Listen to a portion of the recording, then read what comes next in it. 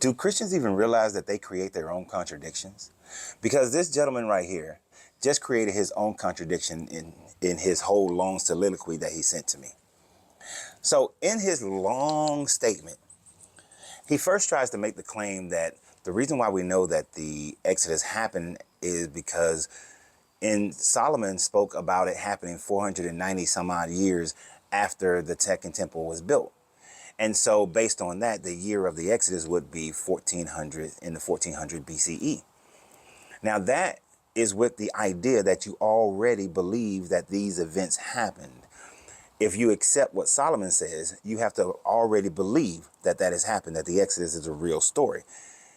If you look at archaeology, you recognize that the Exodus is not a real story because there's no evidence of it, and that there is absolutely no way in hell that the Egyptian archaeology, the Levantine archaeology demonstrates that there were Hebrew people who left main Egypt to go to vassal state Egypt in the 1400s, because that's what they would have been going to. They would not have been controlled by the Pebusites and the people of Jericho and the Canaanites. It wasn't controlled by those people. It was controlled by Egyptians in the 1400s BCE.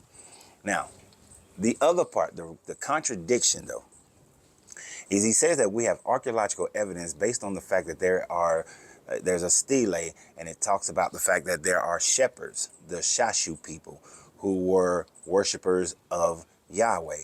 Now, understand, Yahweh is not just the name of this Hebrew God, but Yahweh is also the name of the Canaanite God, because Yahweh comes from the Canaanites. His brother was Baal, his daddy was El, his mother was Asherah. He is the storm deity.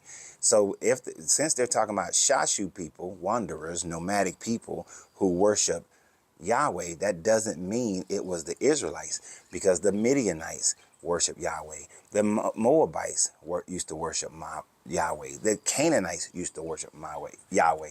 So there are multiple people who worship Yahweh. So this don't mean that it's your people. But he further goes into his delusion by trying to connect Joseph and the invading Hyksos, which controlled the northern part of Egypt and the Delta area. Do you realize the contradiction you just made? Let me let you think about it for a second. According to your story in Genesis, Joseph was sold into slavery to the Potiphar's house in Egypt that was controlled by the Egyptians.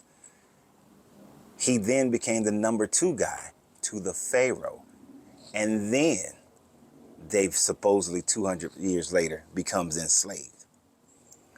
But the Hyksos invaded northern Egypt, controlled northern Egypt until they were overrun by the southern Egyptians.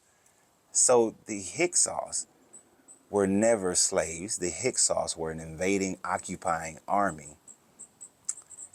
Joseph was supposedly purchased, enslaved, and then jailed, and then became the number 2 guy. You see how that shit don't work. Y'all Christians math just don't be math. And then you think you had something intelligent. You wrote this big long storyline, but all you did was make a fool of yourself by trying to convolute history to the point where you think that you made a point and that somebody's going to follow that. Now, for some unlearned Bible believer, they will look at your information and think, oh, he's right. That's right. Because Joseph came in and the Hyksos came in, but not recognizing the dynamics of the Hyksos compared to the dynamics of what your Bible says, which creates a contradiction. You see how it doesn't work?